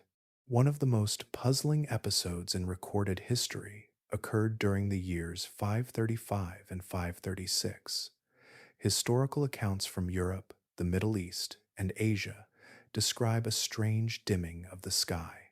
Contemporary writers reported sunlight that appeared weak and muted, as though viewed through a veil. Harvests declined, temperatures fell, famine spread through multiple regions. For roughly 18 months, much of the northern hemisphere experienced environmental conditions unlike anything described in living memory. Centuries later, scientists searching for the cause turned to natural archives. Ice cores extracted from Greenland contained layers of volcanic material dating to approximately the same period. Tree rings from widely separated regions revealed abrupt reductions in growth, indicating cooler conditions across large portions of the globe. Independent records from different disciplines converged upon the same conclusion. A massive volcanic eruption had injected enormous quantities of material into the atmosphere. Determining the source proved far more difficult. Many volcanoes were considered. Among the strongest candidates stood the volcanic complex that would later produce Krakatoa. Historian Michael Keyes and several subsequent researchers argued that an eruption in the Sunda Strait offered a compelling explanation for the widespread climatic disruption recorded during those years. Although debate continues regarding the precise source and magnitude, the evidence suggests an event of extraordinary scale, likely ranking at level 6 or higher on the Volcanic Explosivity Index. Such an eruption would have been capable of lofting sulfur-rich material into the stratosphere, reducing incoming sunlight and altering climate across continents. Its consequences may have extended well beyond weather. Some historians have proposed links between the climatic downturn and broader societal disruptions. Agricultural failures strained populations already facing political and economic pressures. Periods of instability followed in several regions. The Justinianic plague emerged within the same historical era, spreading through a world already coping with environmental stress. Across Southeast Asia, kingdoms and trade networks appear to have experienced significant upheaval. The geological history of Krakatoa may extend even further back. Evidence points to a major eruption around 416 AD, an event believed by many researchers to have destroyed a much larger ancestral volcano occupying the same region. That catastrophe likely produced a substantial caldera, leaving a scar within the crust that later shaped everything that followed. Viewed from this perspective, the island destroyed in 1883 was never an old and settled landform. It was a younger structure assembled within the remains of previous destruction. Layer upon layer, eruptions had rebuilt the landscape atop earlier collapse zones. The disaster witnessed by telegraph operators, ship captains, scientists, and coastal communities was therefore connected to a much deeper geological inheritance. Krakatoa stood within an older wound, one that had opened before modern history began and had never truly finished healing. Absence can reshape a landscape as profoundly as catastrophe. After the final eruptions faded, during late 1883, the caldera entered a period of stillness. The violence that had altered coastlines, darkened skies, and carried its effects around the globe gave way to decades in which little appeared to happen at all. To observers standing along the shores of the Sunda Strait, the great disaster gradually receded from daily life and became part of memory. The geography left behind was unfamiliar even to those who had known the region before the eruption. Channels, once considered dependable, had changed depth. New deposits of ash and volcanic debris modified the contours of the seafloor. Currents flowed differently through passages reshaped by collapse and sediment. Mariners updated charts repeatedly as surveyors attempted to map a strait that no longer matched earlier records. Communities along the coasts faced a slower process of reconstruction. Some settlements were abandoned permanently, others returned in altered form. The Dutch colonial administration sponsored rebuilding efforts in several affected areas, including parts of Angers. New homes appeared where destruction had once been complete. Even so, many of the hardest hit regions never regained the population levels they had known before the eruption. Families dispersed, trade routes shifted, and patterns of settlement evolved around the transformed shoreline. Life continued its return across the surviving islands as well. Rakata, Sertung, and Panjang became destinations for scientists eager to observe ecological recovery. Each expedition added new entries to growing records of colonization. Plants spread into previously barren areas, insects diversified, birds established breeding populations. Decade after decade, researchers watched biological communities assemble themselves from arrivals carried by wind, water, and flight. These observations became increasingly valuable. Few places on Earth offered such a clear opportunity to witness the gradual construction of an ecosystem from nearly sterile beginnings. The islands functioned as living laboratories, revealing how species interact with newly formed environments and how complexity emerges from simple beginnings. Commercial activity also returned to the strait. Ships once again passed between Java and Sumatra, carrying passengers, cargo, and news. Captains crossed waters that concealed the immense caldera below. Beneath their hulls lay the location where Krakatoa's northern peaks had vanished into the earth. For many travelers, the passage became routine. The catastrophe belonged to another generation. Years accumulated. Children who had survived the eruption became adults. Adults who had witnessed it firsthand grew old. Stories that had once been immediate recollections slowly transformed into family histories. A second generation inherited descriptions preserved in journals, newspapers, and conversations. They knew the disaster through testimony rather than experience. The eruption occupied the space where living memory begins to blend with recorded history. A third generation grew up even farther removed. For them, Krakatoa was an event from the past, a subject found in books and discussed by teachers. The physical scars remained visible across the region, yet the emotional immediacy had softened with time. Throughout those 44 years, the caldera offered little outward indication that geological processes continued below the seafloor. The surface appeared settled, shipping moved across it.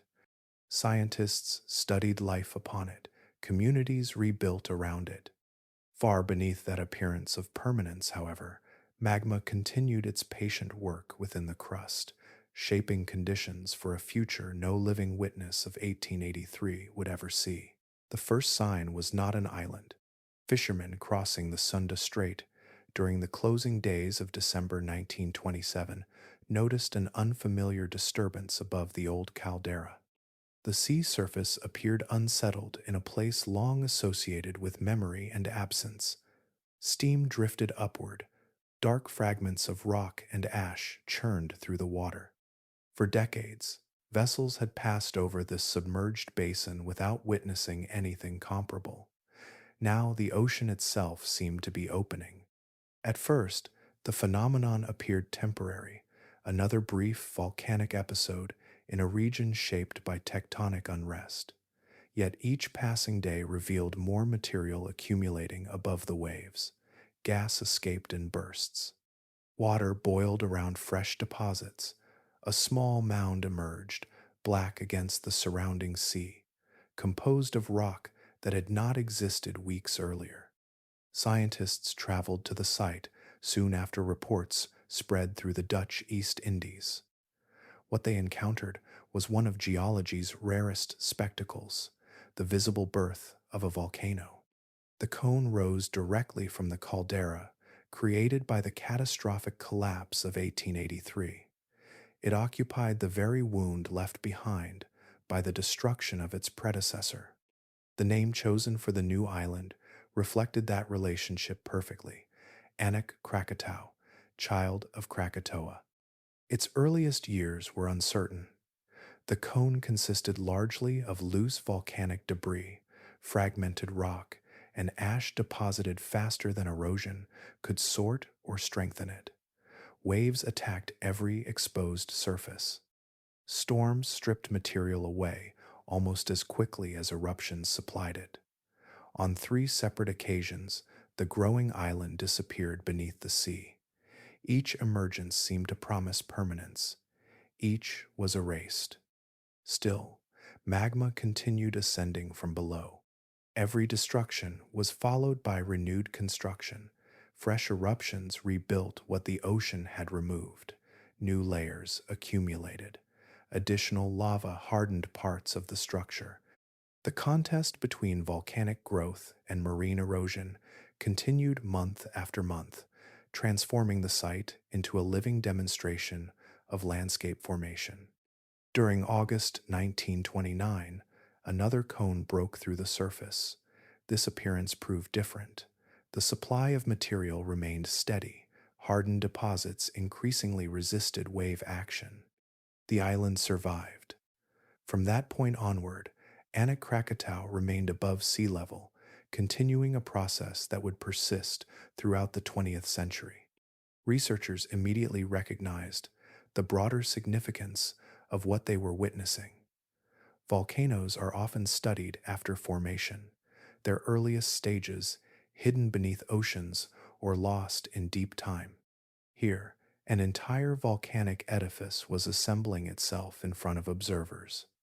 Measurements recorded changes week by week. In some periods, the cone expanded by several centimeters within a single week. Each eruption added another layer to a structure, constructing itself from the seafloor upward. Decades passed, and the child continued to grow.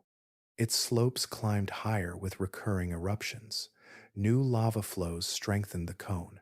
Ash deposits widened its footprint.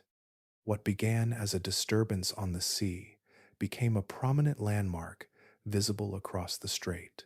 By the close of the 20th century, Anak Krakatau stood more than 800 meters above sea level, a mountain built entirely through its own activity. Where maps once showed open water above the collapsed caldera, a volcano now occupied the horizon.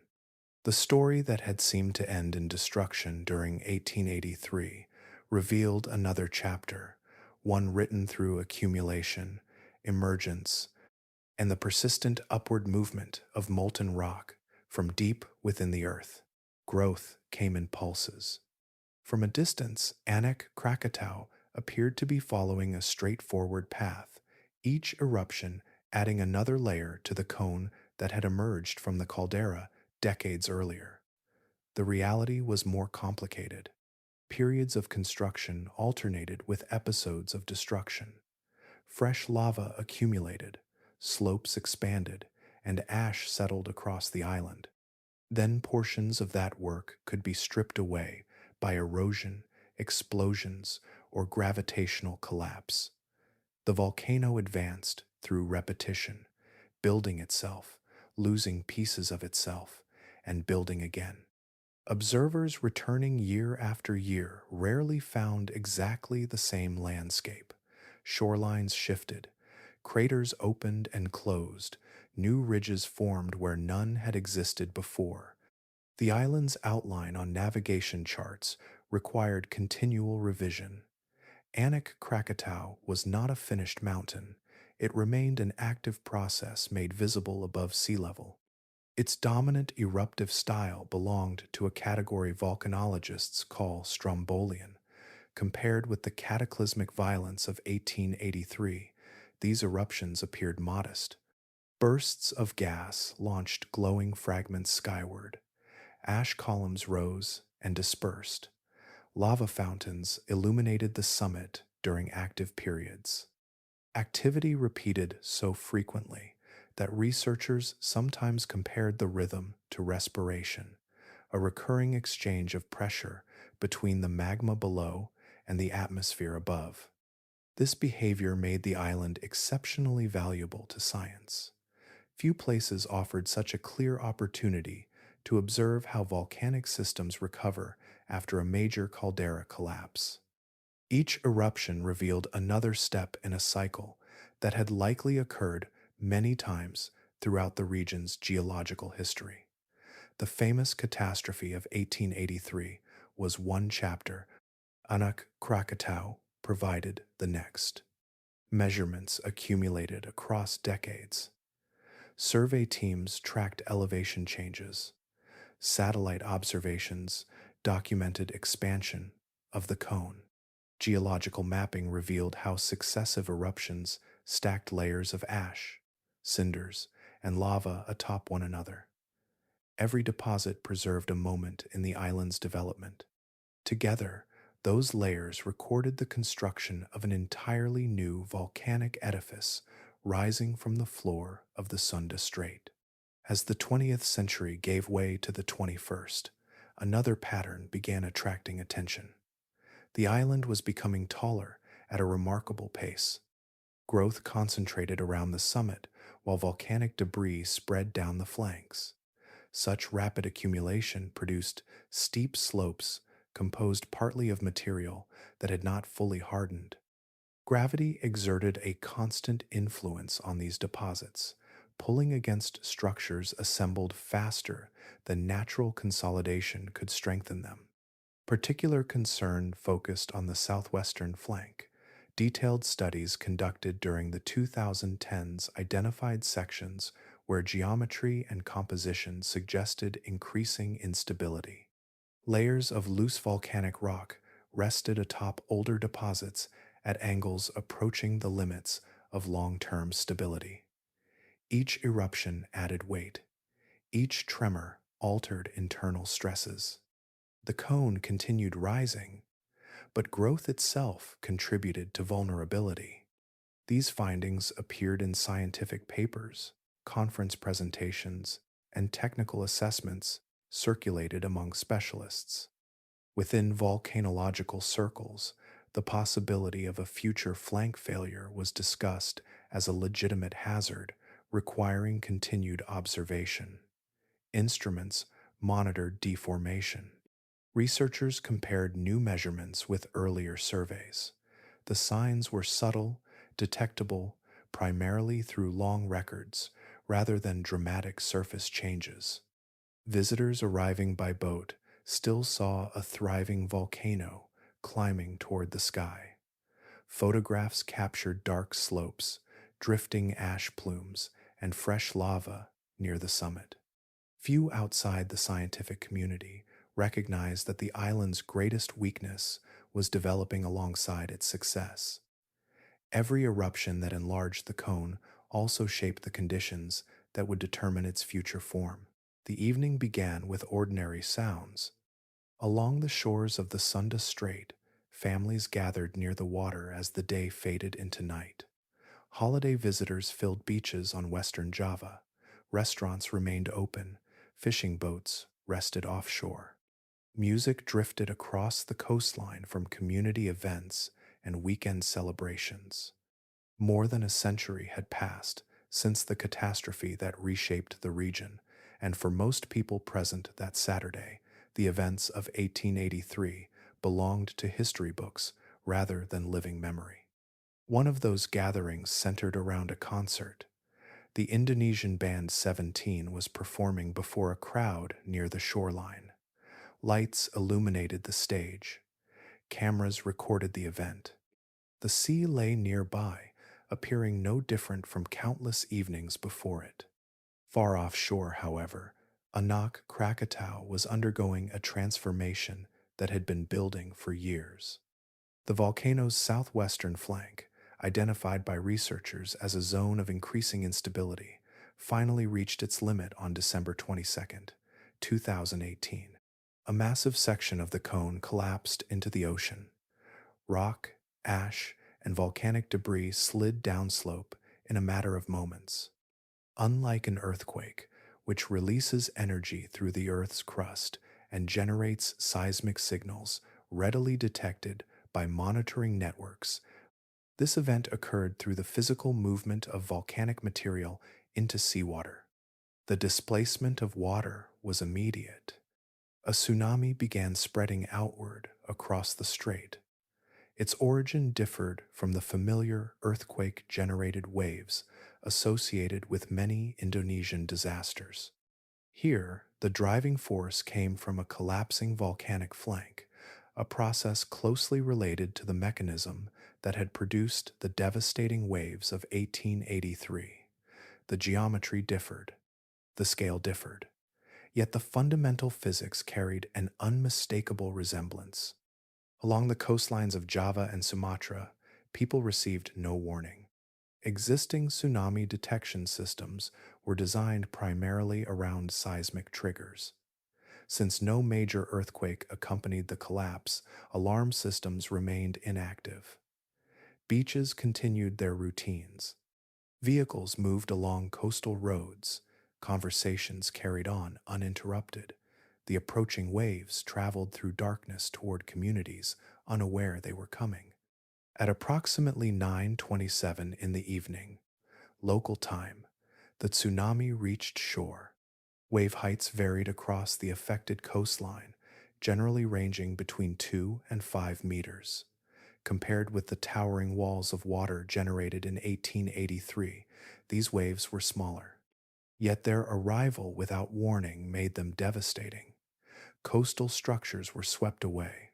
Roads flooded within moments. People caught near the shoreline had little opportunity to react. Among the locations struck was the concert venue. Video footage captured the performance, continuing normally until the wave entered the site. Stage equipment collapsed. Lights disappeared. The recording ended in confusion and darkness. Within hours, those images spread across the world through modern communication networks, becoming one of the defining visual records of the disaster. The human toll was severe. 437 people lost their lives. More than 30,000 suffered injuries. Many others were displaced from their homes. Some victims were never recovered from the sea. Anak Krakatau itself was dramatically altered. The collapse removed roughly two-thirds of the volcano's above-water volume, reducing its height and reshaping its profile. Observers comparing photographs before and after the event saw a familiar pattern emerge. Once again, a volcano in the Sunda Strait had grown, destabilized, and surrendered a large portion of itself to the ocean. The details belonged to a different century, yet the landscape was still speaking in a language it had used before. Some hazards announced themselves. Earthquakes often arrive with measurable signals racing through the crust. Hurricanes form across days and can be tracked from orbit. Rivers rising toward flood stage leave observations that can be monitored and shared. Modern technology has transformed many natural threats into events that can at least be anticipated, even when they cannot be prevented. Anak Krakatau presents a different challenge. As of 2026, Indonesian authorities maintain the volcano at Alert Level 3, the second highest classification in the national monitoring system. A maritime exclusion zone extends between 2 and 5 kilometers around the island, depending on conditions and volcanic activity. Ash emissions continue intermittently. Strombolian eruptions remain part of the volcano's behavior. New material accumulates on the cone year after year, adding fresh layers to a structure that is still actively constructing itself. Monitoring networks surrounding the volcano are among the most sophisticated ever deployed in the region. Seismometers record tremors, satellites track deformation and thermal changes. Gas measurements reveal shifts in magma movement. Researchers continuously analyze data streams that would have been unimaginable during the 19th century. Even with those tools, a central difficulty remains. The most dangerous scenario associated with Anak Krakatoa is not necessarily a major eruption, it is the possibility of another large flank collapse. Such failures occur when part of the volcanic edifice loses stability and slides into the sea. The displacement of water can generate a tsunami almost immediately. Unlike earthquake generated waves, these events may occur without producing a clear seismic signal capable of triggering conventional warning systems. This limitation is not a matter of insufficient effort or inadequate scientific understanding. It emerges from the physics of the process itself. A collapsing volcanic slope can move from instability to failure in a short span of time. The resulting tsunami begins propagating outward almost at once. Detection and communication become a race measured in minutes rather than hours. Geography intensifies the challenge. The Sunda Strait forms one of Southeast Asia's most important maritime corridors, linking the Indian Ocean with the Java Sea. Commercial vessels, fishing fleets, ferries, and cargo ships move through these waters continuously. Coastal communities line western Java and southern Sumatra. Together, these regions are home to millions of people whose daily lives remain connected to the sea. Studies examining future collapse scenarios estimate that waves reaching the nearest populated shorelines could arrive within approximately 15 to 30 minutes. Such intervals place severe constraints on emergency response. Even a perfectly functioning detection system would confront practical limits. Roads become congested, messages take time to spread. Movement toward higher ground depends on terrain, infrastructure, and circumstance. For that reason, volcanologists often describe the challenge as one of risk management rather than complete risk elimination. Observation can improve preparedness. Hazard maps can guide development. Monitoring can identify long-term trends in volcanic growth. Yet, no technology currently guarantees sufficient warning for every possible flank collapse event. Researchers emphasize that they are not forecasting an imminent catastrophe.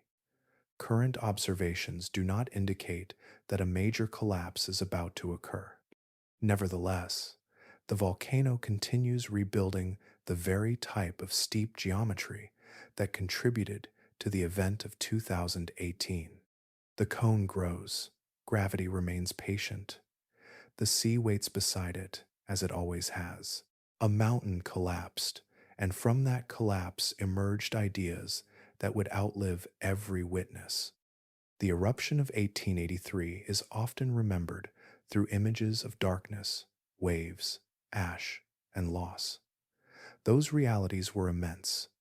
Yet another story unfolded in the decades that followed.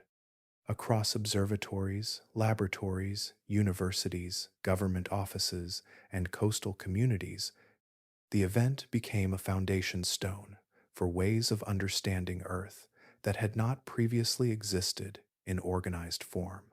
Its influence reached far beyond the Sunda Strait. Along vulnerable coastlines around the world, one lesson remained impossible to ignore.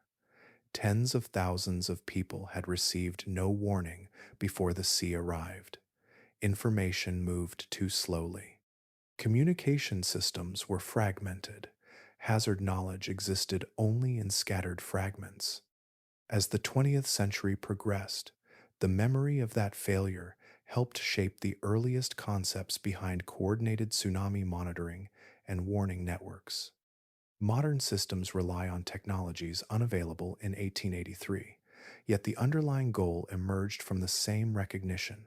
People living beside the ocean needed advance notice whenever nature allowed it. The atmosphere carried another legacy. Scientists studying the global veil of volcanic material discovered that eruptions could influence climate far beyond the boundaries of the volcano itself. The cooling observed after Krakatoa provided one of the first opportunities to examine how particles suspended high above weather systems altered the balance between incoming sunlight and planetary temperature. Decades later, these observations became essential reference points for atmospheric science. Research into stratospheric aerosols, volcanic climate forcing, and even 20th century nuclear winter scenarios drew from patterns first documented in the aftermath of the eruption. Life returning to the islands offered a different kind of revelation. Researchers arrived expecting only destruction and found something equally valuable: a beginning. Bare rock gradually acquired algae, ferns, grasses, insects, birds, and increasingly complex communities. Because the starting point was so complete, scientists could observe ecological recovery almost step by step. The recolonization of Krakatoa became one of the defining case studies in disturbance ecology, helping establish the scientific framework for understanding how ecosystems rebuild after catastrophe. High above those recovering landscapes, another discovery unfolded across the sky. Investigators tracking the movement of volcanic ash noticed that material released into the upper atmosphere traveled immense distances with surprising consistency. The observations contributed to growing awareness that powerful air currents circled the planet far above ordinary weather. Later generations would identify and map the jet stream in detail, yet Krakatoa supplied some of the earliest clues pointing toward its existence. Scientific institutions themselves changed as well. The Royal Society's monumental report of 1888 gathered eyewitness testimony, geological observations, atmospheric measurements, oceanographic records, maps, and analyses into a single coordinated investigation. That approach became a model. When future volcanic disasters occurred, researchers increasingly responded through organized, multidisciplinary studies designed to assemble evidence from every available source. From these developments emerged a more structured science of volcanoes. Instruments became standardized, observation networks expanded, monitoring protocols improved, international collaboration strengthened. Volcanology evolved from scattered investigations into a discipline with dedicated methods, institutions, and shared practices. Krakatoa destroyed an island. It also assembled a framework through which humanity learned to measure oceans, track skies, study recovery, and understand the restless forces shaping the planet beneath our feet. A map encourages the eye to think in distances. Geology encourages the mind to think in durations. Standing on the shores of the Sunda Strait, it is easy to see islands, channels, coastlines, and volcanoes as separate features occupying different points in space. The deeper story unfolds across time. Measured that way, the eruption of 1883 becomes less an isolated catastrophe and more a brief expression of a process already underway, long before any human settlement appeared on Java or Sumatra. Far beneath the strait, the Indo-Australian plate continues its descent beneath the Eurasian plate. That movement proceeds at a pace almost impossible to notice within a human lifetime. Year after year, century after century, rock sinks into the mantle, pressure accumulates, magma forms, pathways open and close, Volcanoes rise, collapse, rebuild, and rise again. The mechanism operating today is fundamentally the same one that shaped the region tens of millions of years ago. It has shown no interest in human calendars, political eras, or generations. Within recorded history, the sequence appears fragmented. One eruption belongs to a distant chronicle, another occupies scientific archives, a third unfolds through satellite imagery and digital monitoring. Human memory naturally separates these moments into distinct chapters. Geological time treats them differently. The event associated with the climatic disruptions of 535 and 536, the destruction of 1883, and the emergence of Anak Krakatoa belong to the same continuing system. From the perspective of the crust beneath the strait, the intervals between them are exceedingly brief. Centuries feel substantial to human societies. To tectonic processes, they resemble pauses between breaths. This shift in scale changes the meaning of permanence. After 1883, coastlines were rebuilt, ports reopened, shipping routes returned to operation. Towns recovered where recovery proved possible. Forests spread across slopes, stripped bare by eruption. New generations inherited landscapes that appeared stable and familiar. Stability, however, often depends upon the length of the clock being consulted. A century may seem enduring from the viewpoint of a family history. Geological systems frequently require thousands or millions of years before significant change becomes visible. Because of that difference, places that appear settled can still be participating in transformations far larger than themselves.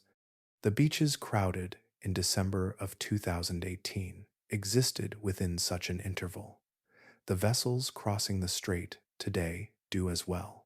Expanding cities on Java and Sumatra occupy terrain shaped by repeated cycles of construction and destruction stretching beyond written memory.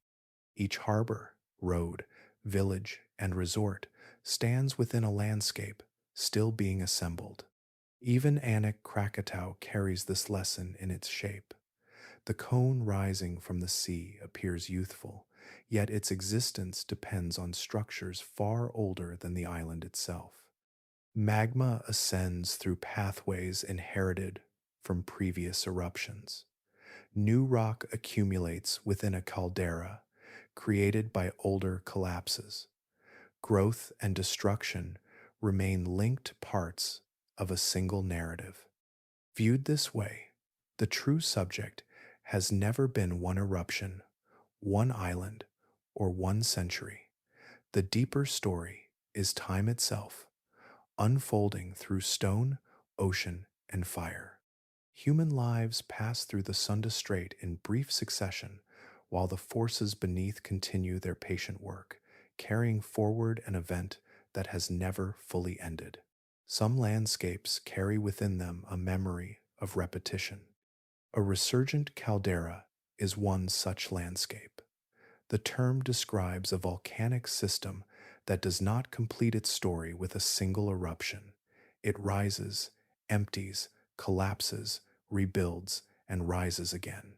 The intervals between these phases may span centuries or millennia, long enough for entire civilizations to appear and disappear between episodes. To human observers, each chapter can seem separate.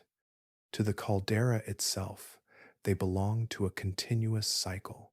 Krakatoa is one of these places.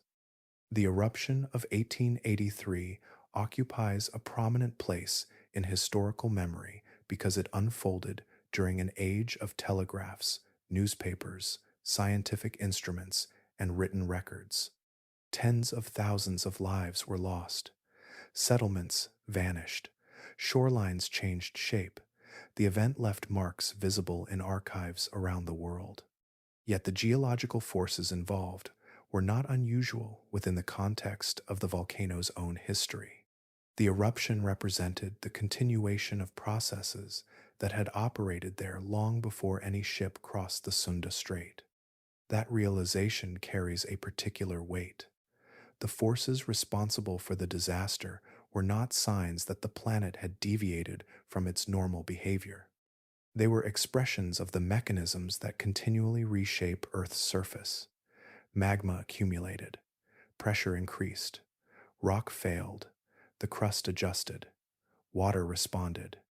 Every step belonged to patterns observed throughout volcanic regions across the globe. Human societies have never lived entirely apart from such places. Again and again, people have settled near volcanoes. At first glance, the decision may appear difficult to understand. The explanation emerges from the same geology that creates the danger. Volcanic ash breaks down into soils, rich in nutrients. Crops flourish.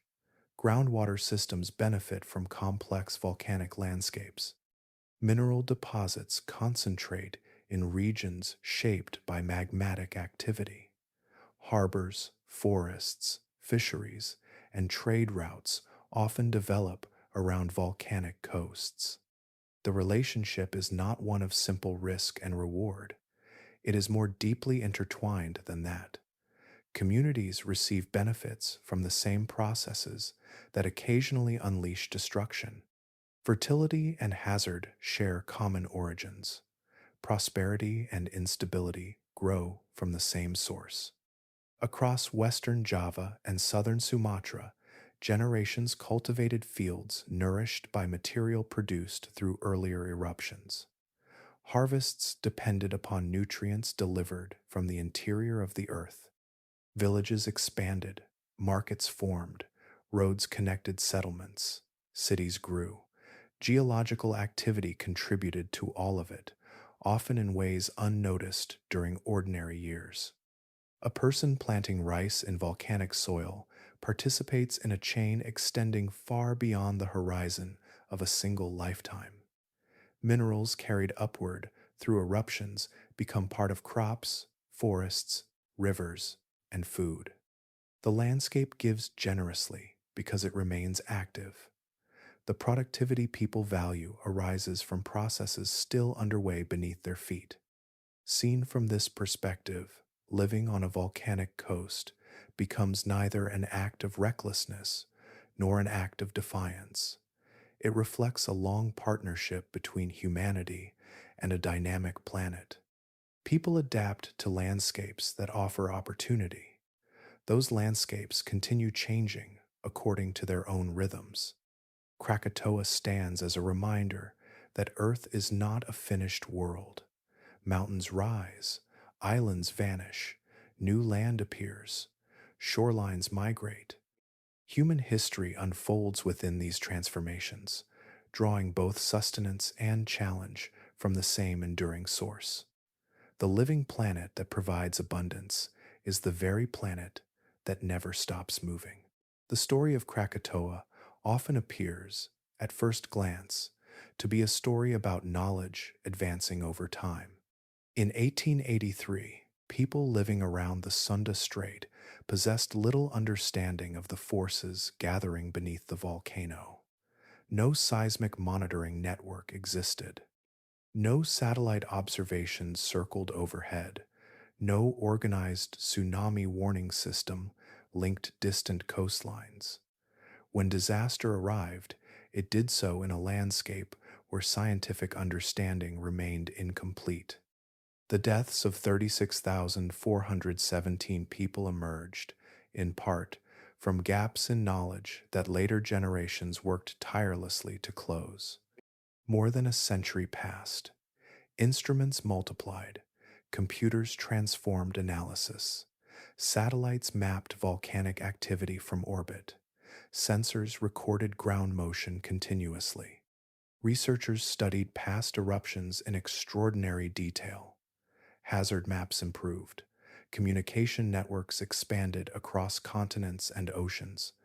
Then, on the evening of December 22nd, 2018, a tsunami struck once again.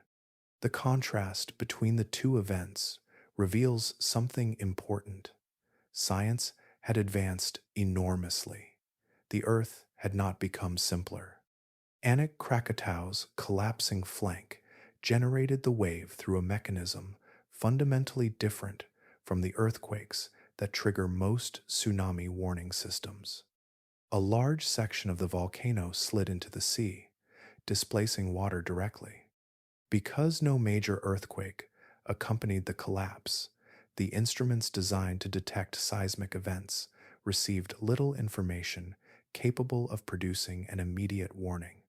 Beaches that had become accustomed to associating tsunamis with shaking ground received no such signal.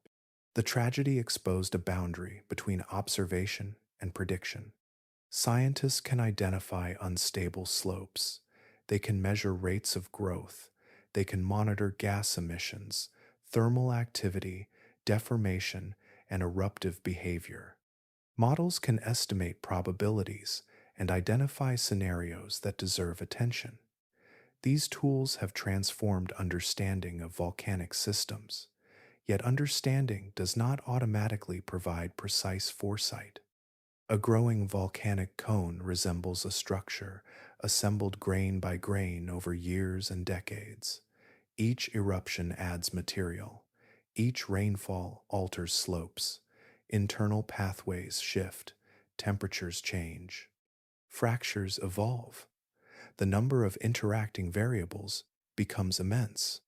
Researchers may recognize that a particular flank possesses long-term instability while remaining unable to specify the exact day, hour, or year when failure will occur. That limitation is not evidence of inadequate science. It reflects the complexity of the natural systems being studied. Another constraint arises from geography itself. Communities nearest the Sunda Strait occupy coastlines positioned only a short distance from the source of potential waves. Estimates suggest that a significant collapse could send water toward populated shores within roughly 15 to 30 minutes.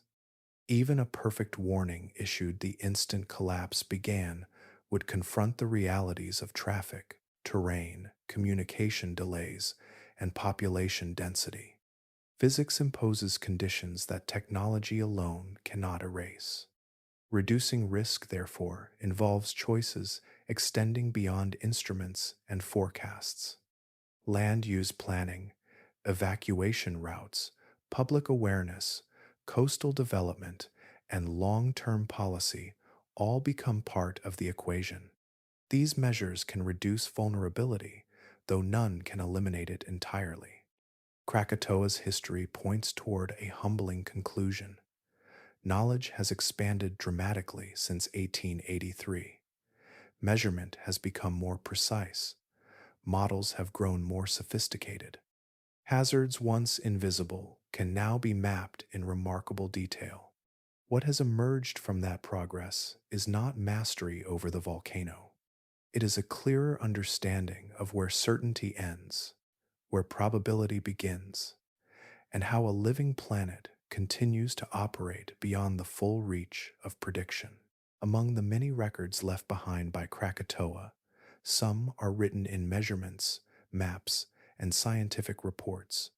Others linger in color. For months after the eruption, evening skies carried shades that many observers struggled to describe. Crimson bands stretched across horizons. Orange glows remained long after sunset. Layers of volcanic particles drifting through the upper atmosphere transformed ordinary twilight into something unfamiliar. Painters reached for pigments. Poets searched for language. Citizens paused in city streets, uncertain whether they were witnessing weather, fire, or some combination of both. The spectacle existed because destruction had been lifted high into the atmosphere and dispersed around the globe.